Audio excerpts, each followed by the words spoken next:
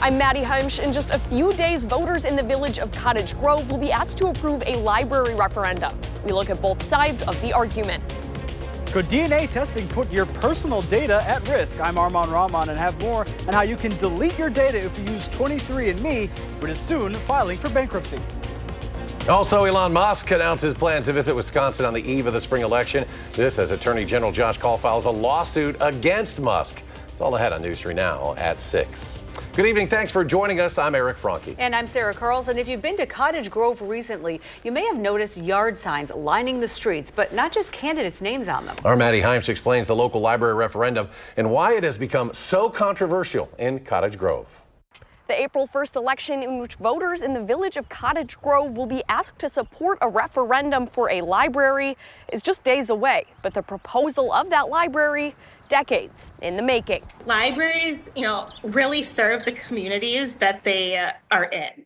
And we don't have a library that serves our community, our residents. Groups in the village of Cottage Grove have been advocating for a local library since the early 2000s. But renewed interest in the project sparked last fall, when the Learning Ladder Daycare closed its doors. I think it was every intent that we would be able to repurpose this building. But structural problems led to a recommendation that the building be torn down and rebuilt for $8.2 million, a task that some believe would be too costly. To put a $475 a year annual incremental library tax on the average home in Cottage Grove is asking a lot. I would love to have a library in Cottage Grove, but I think the priorities of Cottage Grove need to be balanced against the taxpayers. But others say is simply the price of the project. A tear down and a rebuild of a brand new one-story, fully accessible library was the best option moving forward. Leading to the question on the ballot, asking to raise the property tax levy in the village by $1.3 million per year. We lack a physical community center, senior center, teen space. Really, that missing kind of third space is absent from Cottage Grove, and a library fills all of those gaps. If the question is approved, costs will also be covered in part by the village's capital campaign and donations from the community.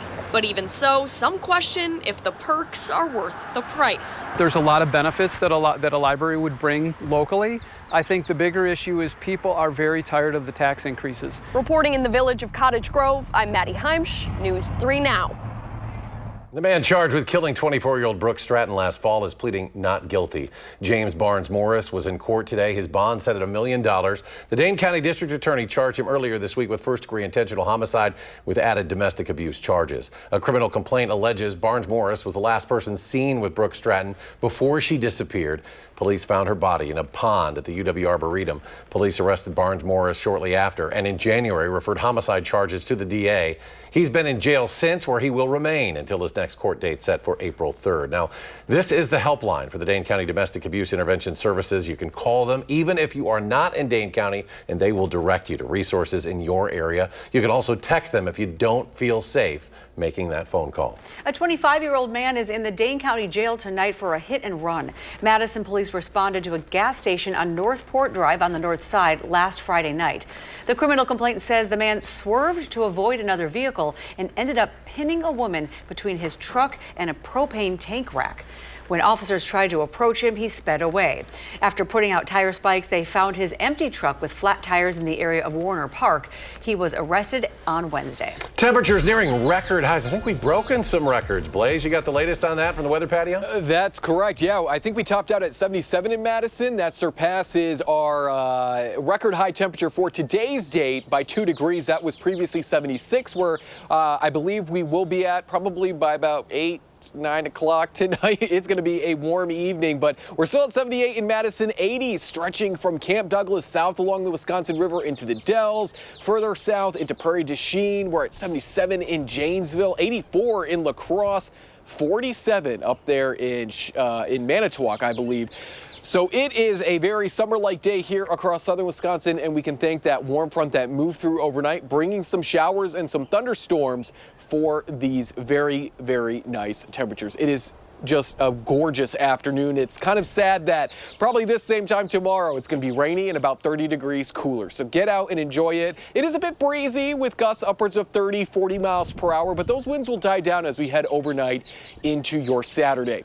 Severe weather is possible, I would say, in our far northwestern communities later tonight, and those storms will be dying, but mostly just some small hail is really what we can expect out of any storms this evening.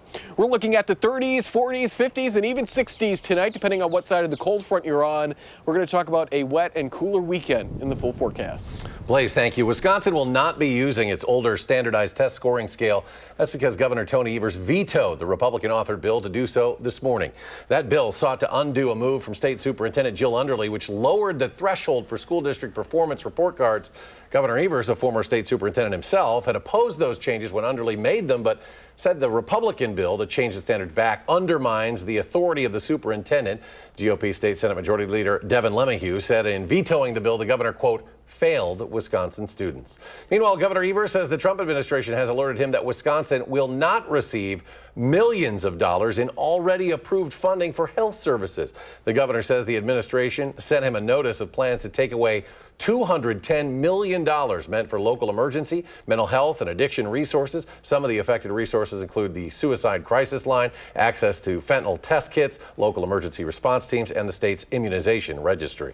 Billionaire Elon Musk says he's coming to Wisconsin this weekend. This as we draw closer to the spring election that decides who will be on the state Supreme Court. According to a post on X, Musk says he will be in the Badger State on Sunday. Now, we don't have a time or location at this point, but we were told that only people who signed his petition in opposition to activist judges are allowed in. Musk also says he plans to hand over $2 million to two people at the event. That pledge is what's prompting Wisconsin Attorney General Josh Cowell to file a lawsuit against Musk. Now, this case was first assigned to Judge Susan Crawford, the liberal candidate in the Supreme Court race. She already recused herself. The case has been reassigned to David Conway. Well, privacy and data experts are sounding the alarm for users of the genealogy service 23andMe to delete their data from the site. The company declared bankruptcy earlier this week. Our Armand Rahman sat down with some of those experts to find out how and why your information isn't protected. For the past 19 years, people have sent their DNA samples to 23andMe. The company's labs have then used those DNA samples to uncover family trees, medical history, and more. But now that they're filing for bankruptcy, experts say you should step in before your personal information is handed off to someone else. Healthcare providers and your insurers, advertisers and marketers on the dark web. That's because information technology expert Dorothea Salo says that cheek swab in the hands of biotech startups like 23andMe is not protected by HIPAA laws and becomes a corporate asset. They are irresponsible with data. They are because they can be legally. They're not regulated the way that your doctor is. Salo says health insurance companies can find things about you they legally don't have to keep secret. And that they can legally use to charge you more. And on the dark web, that genetic data could be used in hate crimes. So if that gets into the hands of somebody who, for whatever awful reason, wants to hurt people like you, suddenly they know to identify you as part of that group. Salo encourages anyone who used 23andMe to try and log in. Go to Settings, scroll to 23andMe Data, click View, Delete Data, and Permanently Delete Data. If you want to find out more about your personal history, the Wisconsin Historical Society says they have the largest genealogy collection in the country. They also offer free genealogy consultation. Helping craft a research plan, to assisting with locating a specific record, or giving some advice on busting down a brick wall that people are working on with their genealogy research. Salo hopes this can be a word of warning that can be passed on to mobile apps, health trackers, and more. Really step back. Reporting in Madison, Armand Rahman, News 3 Now. Now, 23andMe says it does not share information with health insurance companies, employers, or public databases without users' consent, and with law enforcement only if required by a subpoena. Well, coming up, the process to appoint Madison's next police chief begins. Plus, looking for some entertainment later tonight where you can find a little bit of blues, roots, and rock and roll all in one place.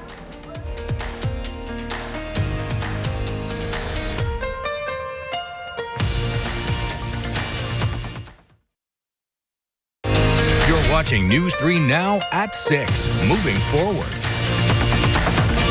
Welcome back. The process to hire Madison's new police chief is officially underway. In a statement today, the board members in charge of the hire said they plan to be done by September.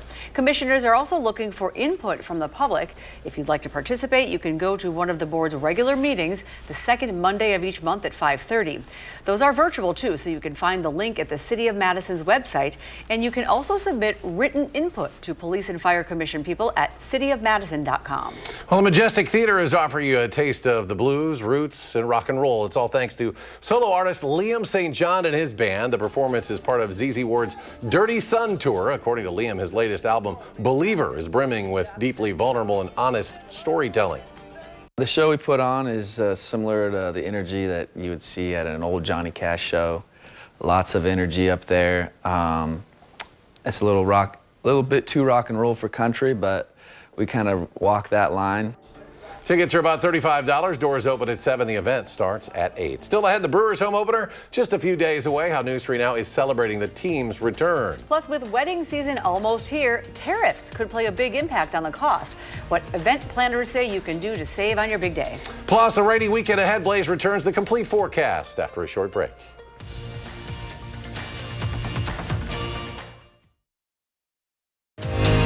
You're watching News 3 Now at 6. Believe it or not, wedding season officially kicks off next week, and those celebrations can be expensive. The average wedding in the United States costs more than 30 grand. And now event planners are warning prices could go up because of tariffs. Big day essentials like gowns, decor, and even stationery for menus and invitations are largely imported from China. Not to mention, wine and liquor often come from Europe, and 80% of cut flowers arrive from overseas. Now, with costs adding up, wedding planners are urging couples to plan ahead. If you want real flowers, maybe you'll do real flowers, but maybe you won't do the string quartet. Experts also recommend booking and paying vendors as soon as possible to lock in rates now. And of course, be sure to read those contracts carefully to understand clauses about price fluctuations. More rain expected this weekend. Blaze has the numbers in his complete forecast. That's right. More rain, possibly widespread, 1 to 2 inches, possibly upwards of 2.5 inches in some spots.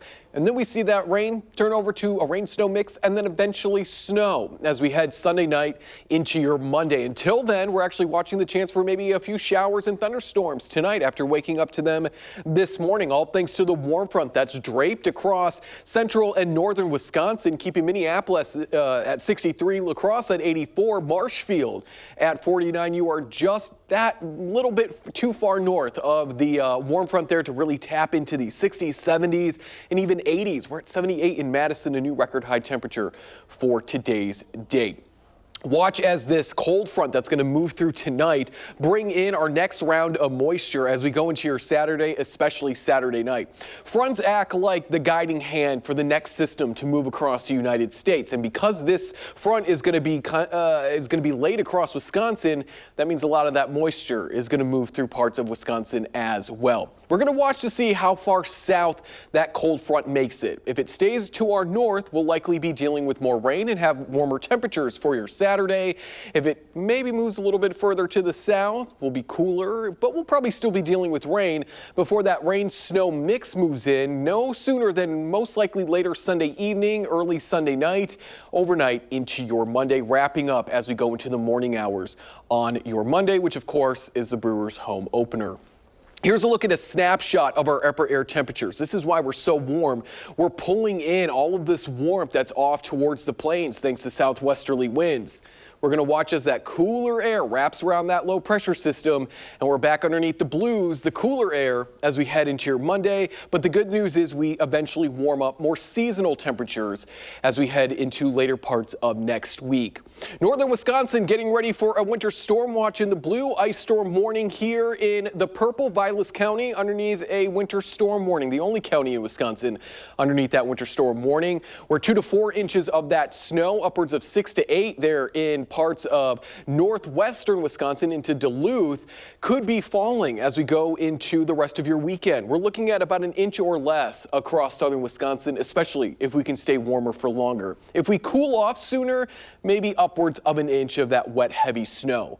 But what we're not going to see is the significant ice. And these totals don't really seem like a whole lot, but when you add the density of ice, a quarter, half, even approaching 3/4 of an inch of ice onto tree branches, as well as telephone poles, that's a lot of weight put on them. So likely they're going to be dealing with some significant problems up there in the Rhinelander area because of that expected ice. So if you got friends or family in the area up there, make sure that they are doing okay. There was a look at our 7 and 10 day forecast. 40s to end March and kick off April, but we're back into the 50s by Wednesday. Blaze, thank you. And the regular season underway for the Brewers. The Crew's home opener, as Blaze mentioned, is Monday, and you'll be able to watch the game right here on WISC-TV 3. It all begins on News 3 Now this morning with details on what you can expect at American Family Field this season. And then we'll have an hour-long edition of News 3 Now at noon. Sports Director Zach Hanley and I will have live coverage from AmFam Field leading up to the game. First pitch scheduled for 1:10. March Madness continues tonight as 8 more teams. You can keep talking. Well, 8 more teams will work their way closer to a national championship. Coming up on CBS, Michigan State will take on Ole Miss. Then later on TBS, SEC rivals Kentucky and Tennessee face off. For the nightcap, Michigan plays top-seeded Auburn on CBS, and Purdue tips off against Houston on TBS. News 3 Now at 10 will air on Television Wisconsin at 10. Then we will also air a live newscast after the end of the Michigan-Auburn game. And coming up in sports, we take one last look at Wisconsin's 8th national championship. Where this team sits in program history is next on News 3 Now.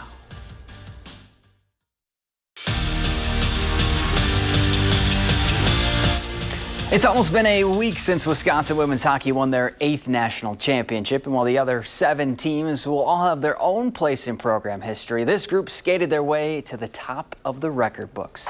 Not only did they win the WCHA regular season and tournament title to go along with the Natty, this group of Badgers finished with 38 wins, one more than the 2011 team for the most in program history. I think about all the greats on that team, and I'm like, wow, like they had quite the college careers, and they're still thriving and doing well in the pro league and whatnot. But yeah, it's definitely something like I'm gonna process over the next week and months, and like be like, wow, like that was quite the season. Like, I mean, we want to try to do that again and like have that success. But this group, like no other group, I'd rather do it with.